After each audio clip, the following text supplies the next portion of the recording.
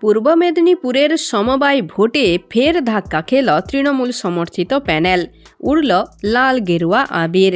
মহিষাদলের অমৃত বেড়িয়া সমবায় কৃষি কল্যাণ সমিতির ভোটাভুটি ছিল বুধবার। মোট 63টি আসন রয়েছে এখানে। একদিকে ছিল তৃণমূল সমর্থিত প্যানেল, অন্যদিকে ছিল বিরোধীদের প্যানেল। ঘোষিত কোনো জোট না হলেও বাম গণতান্ত্রিক ও প্রগতিশীল প্রার্থীর ব্যানারে এককাঠ্টা হয়েছিল শাসক বিরোধী পক্ষ।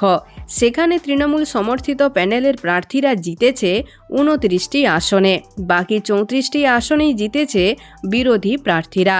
সমবায় ভোটের ফলাফল প্রকাশ্যে আসতেই উল্লাসের ছবি ধরা পড়ল বিরোধী শিবিরে।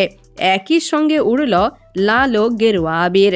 একদিকে সমবায় ভোটের ফলাফলের পর আবারও রামবাম তত্ত্ব তৃণমূলের গলায়। স্থানীয় তৃণমূল নেতা প্রবীর প্রামাণিকের বক্তব্য, এবারের ভোটে তৃণমূল সমর্থিত প্যানেলকে হারানোর জন্য সিপিএম ও বিজেপি জোট করেছিল। প্রসঙ্গত, এই সমবায়টি আগে থেকেই বামেদের দখলে ছিল, এবারও তা দখলে নিতে পারল না শাসক শিবির। যদিও তৃণমূল নেতা প্রবীর বাবুর বক্তব্য, এখানে আমরা হারিনি, আমরা জিতেই আছি।